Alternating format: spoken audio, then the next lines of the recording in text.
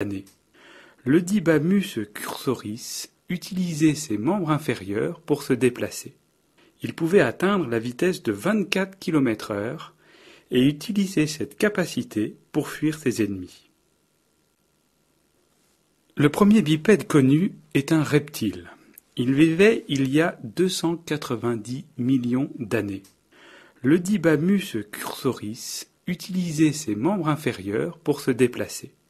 Il pouvait atteindre la vitesse de 24 km/h et utiliser cette capacité pour fuir ses ennemis. Le premier bipède connu est un reptile. Il vivait il y a 290 millions d'années. Le Dibamus cursoris utilisait ses membres inférieurs pour se déplacer. Il pouvait atteindre la vitesse de 24 km/h et utiliser cette capacité pour fuir ses ennemis. Le premier bipède connu est un reptile. Il vivait il y a 290 millions d'années. Le Dibamus cursoris utilisait ses membres inférieurs pour se déplacer. Il pouvait atteindre la vitesse de 24 km/h et utiliser cette capacité pour fuir ses ennemis. Le premier bipède connu est un reptile. Il vivait il y a 290 millions d'années. Le Dibamus cursoris utilisait ses membres inférieurs pour se déplacer. Il pouvait atteindre la vitesse de 24 km/h et utiliser cette capacité pour fuir ses ennemis. Le premier bipède connu est un reptile. Il vivait il y a 290 millions d'années. Le Dibamus cursoris utilisait ses membres inférieurs pour se déplacer. Il pouvait atteindre la vitesse de 24 km/h et utiliser cette capacité pour fuir ses ennemis. Le premier bipède connu est un reptile. Il vivait il y a 290 millions d'années. Le Dibamus cursoris utilisait ses membres inférieurs pour se déplacer. Il pouvait atteindre la vitesse de 24 km/h et utiliser cette capacité pour fuir ses ennemis. Le premier bipède connu est un reptile. Intéressons-nous au bassin. Le bassin est la frontière entre la cavité abdominale et la cavité pelvienne. Il équivaut à la ceinture scapulaire.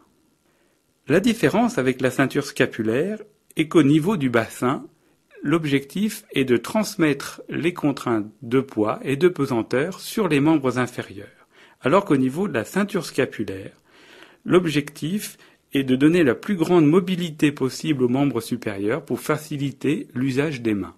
Sur cette diapositive, sur cette vue ventrale du bassin, on a donc l'os coxal à droite et l'os coxal à gauche. Ils sont connectés en avant par la symphyse pubienne et en arrière, correspondant à la colonne statique, le sacrum. Le sacrum et les os coxaux, droit et gauche, sont articulés et c'est ce qu'on appelle les articulations sacro-iliaques. Elles sont particulièrement stables car c'est par elles que vont être transmises les contraintes mécaniques venant de la colonne vertébrale. Latéralement, sur l'os coxal, on peut mettre en évidence deux surfaces articulaires qui sont les acétabulums et c'est au niveau de ces articulations que va se faire le contact entre le bassin et le fémur. On retient donc trois articulations par os coxal. Cet ensemble permet de définir ce qu'on appelle l'anneau pelvien, et cet anneau pelvien est matérialisé par le détroit supérieur du bassin, il est représenté ici en pointillé. L'os coxal est l'os de la hanche. C'est un os plat qui forme la paroi antérolatérale du bassin. Il a une forme d'hélice à deux pales. Un pal postéro-crânial et un pal antéro-caudal qui est perforé et cette perforation se nomme le foramen obturé. L'os coxal est constitué de 2 faces, 4 bords et 4 angles. Si on s'intéresse maintenant à l'embryologie, cet os coxal est en réalité constitué de 3 éléments. Ces 3 éléments osseux sont centrés autour du cartilage en Y qui va former l'acétabulum. On retrouve l'ilion. L'ilion, c'est l'élément qui forme l'aile postérocrâniale. Elle est constituée d'une aile et d'un corps qui fera le contact avec le cartilage en Y. En arrière et en bas, l'ischion. L'ischion va donc participer à la formation de la palle antérocaudale et va être constitué d'un corps, lui aussi connecté à la région cartilagineuse en Y, et d'une branche.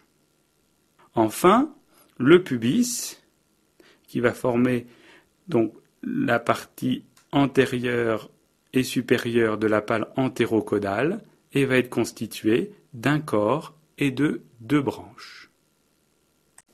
Étudions sur cette vue exopelvienne l'os coxal droit. La partie crâniale correspond au sommet de l'image, la partie ventrale se situe à droite de l'image. Cette face exopelvienne de l'os coxal est subdivisée en 3 parties. La partie la plus étendue et la plus crâniale correspond à la face glutéale qui est un lieu d'insertion musculaire. En dessous se trouve la région autour de l'acétabulum et qui va correspondre à l'articulation de la hanche. La partie la plus caudale va correspondre au pourtour du foramen obturé. Nous allons étudier successivement les différents bords de cet os coxal. Nous allons commencer par le bord supérieur qui correspond à la crête iliaque, qui est une structure fine, allongée et qui est convexe vers le haut. Cette crête iliaque va se terminer ventralement par une tubérosité osseuse appelée épine iliaque antéro-supérieure.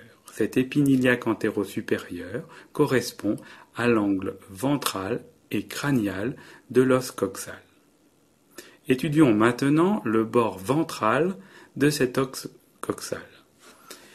Après l'épine iliaque antéro-supérieure, nous allons mettre en évidence l'épine iliaque antéro-inférieure. Entre les deux existe une dépression. L'éminence suivante correspond à l'éminence iliopubienne et il s'agit de la jonction entre l'ilion et le pubis. Au niveau du pubis, on va pouvoir mettre en évidence un tubercule appelé tubercule pubien et qui va correspondre à l'angle ventral et caudal de l'os coxal. Nous avons ensuite le volumineux foramen obturé, puis plus dorsalement la tubérosité ischiatique qui va correspondre à l'angle dorsal et caudal de l'os coxal droit. Étudions maintenant le bord dorsal de l'os coxal. On peut mettre tout d'abord en évidence l'épine ischiatique, puis une grande incisure, appelée grande incisure ischiatique, qui va être suivie crânialement par l'épine iliaque postéro-inférieure et l'épine iliaque postéro-supérieure. Nous avons un certain nombre de reliefs, et en particulier le sillon supra-acétabulaire. Le sillon supra-acétabulaire correspond à une dépression au-dessus de l'acétabulum. Cette dépression est limitée par la ligne glutéale inférieure. La partie glutéale de l'os coxal droit va être marquée par des reliefs osseux qui vont correspondre aux insertions musculaires. Nous avons vu déjà la ligne glutéale inférieure, qui est quasiment horizontale et qui se trouve au-dessus de l'acétabulum. Vient ensuite la ligne glutéale antérieure, qui est oblique, au milieu. Puis la ligne glutéale postérieure, qui est verticale et proche de l'angle postéro-supérieur de l'os coxal.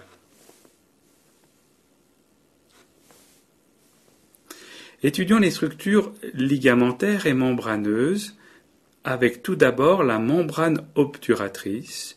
La membrane obturatrice va obturer le foramen obturé, mais laisser un passage à sa partie supérieure, appelé le canal obturateur.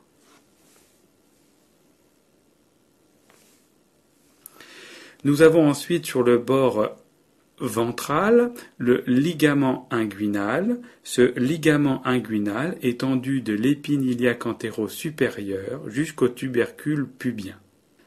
Il existe aussi une bandelette appelée bandelette iliopectinée et qui va relier le bord du pubis au ligament inguinal.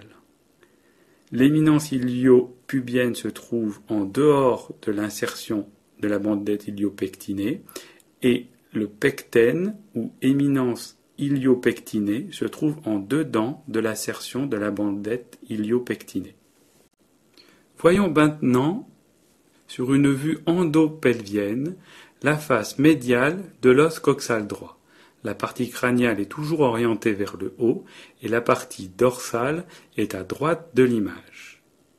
Étudions comme précédemment les bords avec tout d'abord la crête iliaque qui est donc convexe vers le haut, puis l'épine iliaque antéro-supérieure, suivi de l'épine iliaque antéro-inférieure, de l'éminence iliopubienne et du tubercule pubien.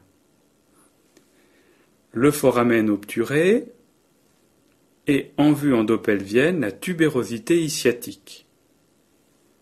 La petite incisure ischiatique, l'épine ischiatique, suivie de la grande incisure ischiatique. L'épine iliaque postéro-inférieure et l'épine iliaque postéro-supérieure. Légèrement au-dessus et en avant se trouve ce que l'on appelle la tubérosité iliaque et qui correspond à une partie plane, osseuse, sur laquelle va venir s'insérer des structures fibreuses et ligamentaires. Nous avons un certain nombre de reliefs aussi, avec au centre, orienté vers le bas et vers l'avant, la ligne arquée. La ligne arquée va limiter vers le bas ce que l'on appelle la fosse iliaque. La fosse iliaque est une surface triangulaire, concave et lisse. Elle est orientée en avant, en haut et en dedans. C'est le lieu d'insertion du muscle iliaque. La surface symphysaire a un grand axe oblique en bas et en arrière et fait 30 degrés avec l'horizontale. Cette surface symphysaire va venir s'articuler avec son homologue contralatéral. Il existe une autre surface articulaire entre l'os coxal et le sacrum et qui s'appelle la surface auriculaire. Vous voyez qu'elle a une forme de L et qu'elle est concave en arrière. Intéressons-nous maintenant aux éléments fibreux, avec tout d'abord la membrane obturatrice, qui ferme donc le foramen obturé, et qui laisse le passage à la partie crâniale à différentes structures, et qui se nomme le canal obturateur. Le ligament sacro-tubéreux. Le ligament sacro-tubéreux naît au niveau des épines iliaques postérieures, du bord latéral du sacrum et du bord latéral des deux premières vertèbres coccygiennes. Ces fibres vont converger en avant, en dehors et en bas, puis s'épanouir en éventail. Ces fibres se terminent sur le bord de la tubérosité ischiatique, d'où se détache une extension arciforme, appelée processus falciforme, qui se fixe sur la face interne de la branche de l'ischion. Le ligament sacro-épineux est triangulaire et mince. Il est situé en dedans par rapport au précédent. Sa base est fixée sur le bord latéral du sacrum et sur le bord latéral du coccyx. Son sommet s'insère sur l'épine ischiatique. En avant, on retrouve le ligament inguinal de l'épine iliaque antéro-supérieure au tubercule pubien et la bandelette iliopectinée. Nous allons étudier maintenant les ligaments d'union de l'anneau pelvien. Tout d'abord, nous allons pouvoir replacer les structures précédemment décrites avec tout d'abord le ligament sacro-tubéreux. On voit bien sa terminaison sur le bord de la tubérosité sciatique sur ce schéma. En avant de lui, plus petit, plus mince, le ligament sacro-épineux. La grande incisure sciatique au-dessus du ligament supraépineux et la petite que l'on voit ici en perspective en dessous. Entre les deux pubis, le disque symphysaire et en dessous de ce disque symphysaire, un ligament arqué infrapubien résistant. Enfin, des structures qu'on n'a pas encore présentées. Tout d'abord, le ligament sacro-iliaque antérieur.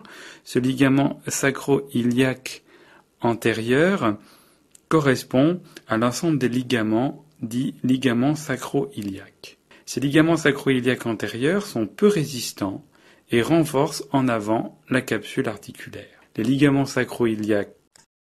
Nous allons étudier maintenant les ligaments d'union de l'anneau pelvien.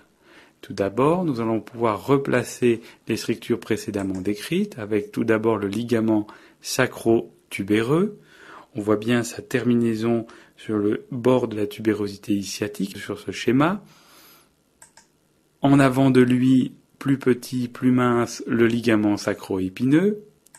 La grande incisure sciatique au-dessus du ligament supraépineux et la petite que l'on voit ici en perspective en dessous. Entre les deux pubis, le disque symphysaire et en dessous de ce disque symphysaire, un ligament arqué infrapubien résistant. Enfin, des structures qu'on n'a pas encore présentées. Tout d'abord, le ligament sacro-iliaque antérieur. Ce ligament sacro-iliaque antérieur correspond à l'ensemble des ligaments dits ligaments sacro-iliaques. Ces ligaments sacro-iliaques antérieurs sont peu résistants et renforcent en avant la capsule articulaire. Les ligaments sacro-iliaques. Nous allons étudier maintenant. Sur cette diapositive est présentée à gauche la face ventrale du fémur, à droite la face dorsale. Au centre, il s'agit d'une section horizontale passant par la partie moyenne du fémur. Le fémur peut être divisé en 3 segments. Le segment le plus proximal correspond à l'épiphyse proximale. La partie médiane allongée correspond à la diaphyse et la partie la plus distale correspond à l'épiphyse distale. Au niveau de l'épiphyse proximale, on décrit une tête fémorale qui est encroûtée de cartilage et qui correspond aux 2/3 d'une sphère. Sur cette surface existe un petit défect qui correspond à l'insertion du ligament rond appelé fovea capitis. Faisant suite à la tête fémorale, le col fémoral, puis un volumineux relief palpable sous la peau qui correspond au grand trochanter. En arrière du col fémoral se trouve ce que l'on nomme la fosse trochantérique. Il existe un autre relief plus petit sur la partie médiale du fémur et qui correspond au petit trochanter. À la face dorsale, le grand trochanter et le petit trochanter sont reliés par un relief osseux appelé crête intertrochantérique. De même, sur la face antérieure, existe ce que l'on appelle la ligne intertrochantérique, qui est beaucoup moins marquée que la crête postérieure, mais que l'on distingue bien entre le grand trochanter et le petit trochanter. Au niveau de la diaphyse, existe à la face dorsale un relief osseux allongé que l'on nomme la ligne âpre. Si l'on s'intéresse à la ligne âpre au niveau de la diaphyse proximale, la lèvre médiale va donner ce que l'on appelle la ligne spirale. Cette dernière contourne le bord médial du fémur et se termine sur la ligne intertrochantérique à la face ventrale du fémur. La lèvre latérale de la ligne âpre rejoint le grand trochanter et correspond à ce que l'on appelle la tubérosité glutéale. Il existe une autre ligne, appelée ligne pectinée, qui rejoint le petit trochanter. Au niveau de l'épiphyse distale, encroûtée de cartilage, visible à la face dorsale, se trouvent le condyle médial et le condyle latéral. Entre ces deux condyles existe une dépression appelée fosse intercondylaire. Sur la face ventrale se trouve la trochlée fémorale. L'épiphyse distale va présenter deux tubérosités. La plus importante correspond à la tubérosité des grands adducteurs et se trouve sur le bord médial du fémur. Sur le bord latéral, on retrouve un renflement appelé tubérosité supracondylienne latérale. Intéressons-nous maintenant aux différents axes et angles qui caractérisent le fémur. Tout d'abord, on met en place l'axe cervical qui va donc passer par le centre du col fémoral et de la tête fémorale, puis l'axe diaphysaire qui passe par le centre de la diaphyse. À partir de ces deux axes, on peut mettre ainsi en évidence l'angle cervico-diaphysaire.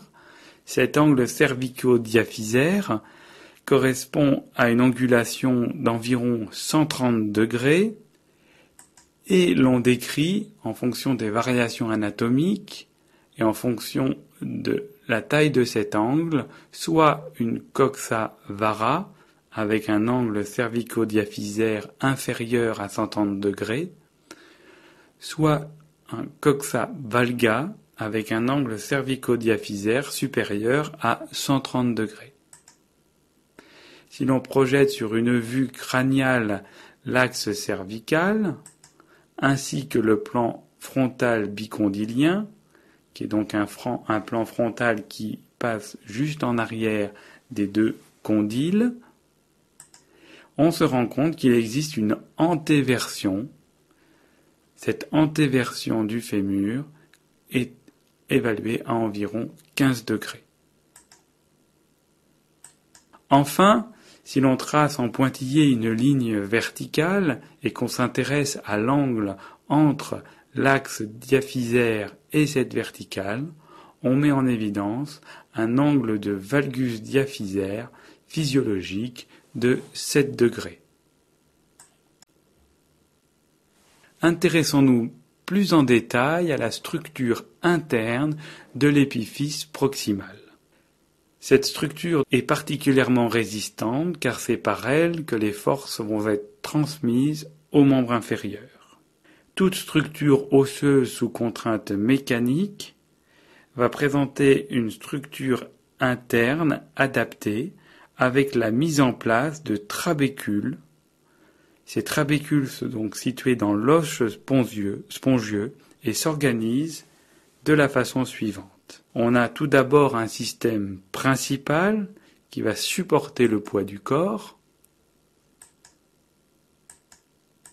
Ce système principal est subdivisé en deux. Les trabécules céphalodiaphysaires, qui sont représentés ici en bleu.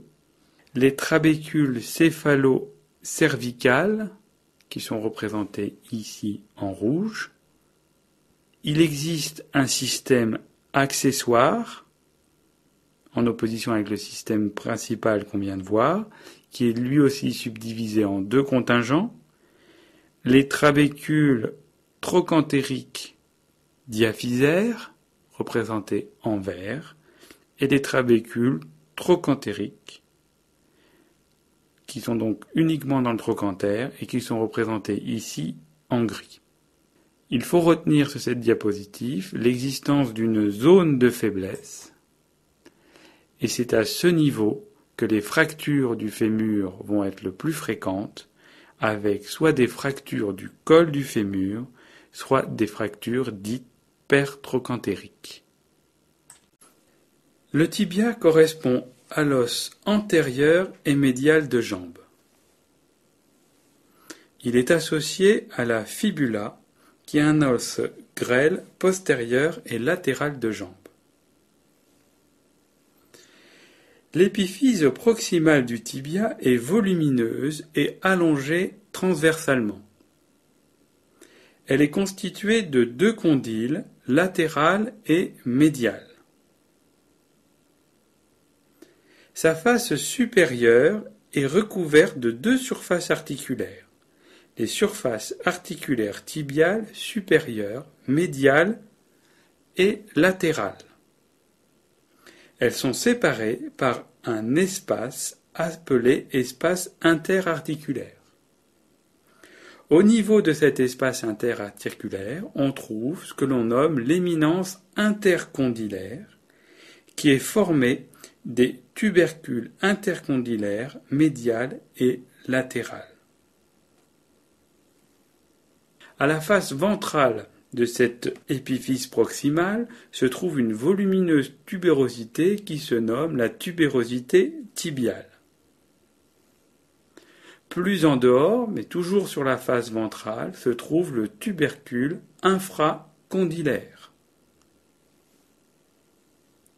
Si l'on s'intéresse à la diaphyse du tibia, on va décrire à cette diaphyse plusieurs faces, avec une face médiale, une face latérale et une face dorsale. Sur la face ventrale, qui n'existe pas réellement, on trouve une crête appelée crête tibiale antérieure et qui est palpable sous la peau. L'épiphyse distale du tibia est aplatie d'avant en arrière. Sa face antérieure prolonge la face latérale de la diaphyse. Sa face postérieure prolonge la face postérieure de la diaphyse. Sa face médiale va se prolonger et former la malléole médiale. Cette malléole médiale est plus haut située que la malléole latérale. Sa face latérale est creusée d'une gouttière appelée incisure fibulaire. Sa face inférieure est encroûtée de cartilage. La fibula est un os grêle postérieur et latéral de jambe. Cet os va s'articuler à ses 2 extrémités avec le tibia. Sa partie crâniale va s'appeler la tête, et cette tête va être suivie par la diaphyse, au niveau duquel on décrit le col de la fibula. L'extrémité la plus caudale de la fibula va former ce que l'on appelle la malléole latérale, qui est située plus bas que la malléole médiale. La malléole médiale et la malléole latérale vont former ce qu'on appelle la pince bimalléolaire. Le squelette du pied est constitué de 26 os articulés. Ils sont répartis en 3 groupes. Tout d'abord le tarse postérieur, qui va être constitué par le calcaneus, qui va correspondre au talon, et qui est surplombé par le talus, qui va venir s'articuler avec la pince bimalléolaire du tibia et de la fibula que l'on vient de voir. La tubérosité calcanéenne correspond donc à la partie la plus dorsale du calcaneus et correspond au relief du talon, cette partie qui va rentrer en contact en premier avec le sol au cours de la marche. Plus en avant, le tarse antérieur. Le tarse postérieur est séparé du tarse antérieur par ce que l'on nomme l'articulation transverse du tarse et qui est représentée ici en violet. Le tarse antérieur est constitué des os suivants, l'os cuboïde, qui est le plus latéral, l'os naviculaire, qui est plus médial, et en avant, 3 os appelés os cunéiformes. En avant du tarse antérieur existe le métatarse. Entre le tarse antérieur et le métatarse, représenté en rose ici, existe ce qu'on nomme l'articulation tarso-métatarsienne entre les os cunéiformes et l'os cuboïde en arrière et les métatarses en avant. On a 5 métatarsiens et plus distalement les phalanges. Entre le métatarse et les phalanges existe ce que l'on appelle l'articulation métatarso-phalangienne. Les phalanges au niveau des orteils sont au nombre de 3, P1, P2, P3, proximale, moyenne et distale, au nombre de 3 pour le 2e, 3e, 4e et 5e orteil.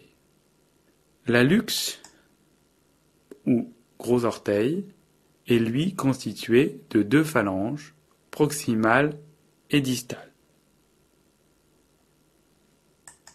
Il est intéressant de représenter sur cette vue crâniale du squelette du pied ce que l'on appelle le triangle d'appui.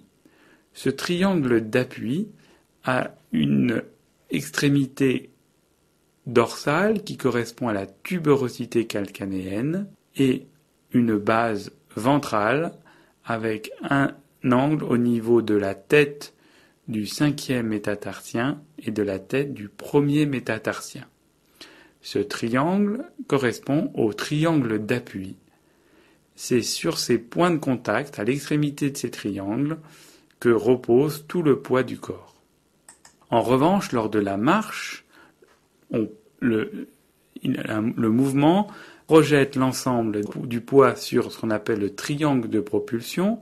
Le triangle de propulsion est orienté à l'inverse, avec une base qui est dorsale, qui correspond à la base du triangle d'appui, et une extrémité qui va jusqu'à la phalange distale de l'hallux.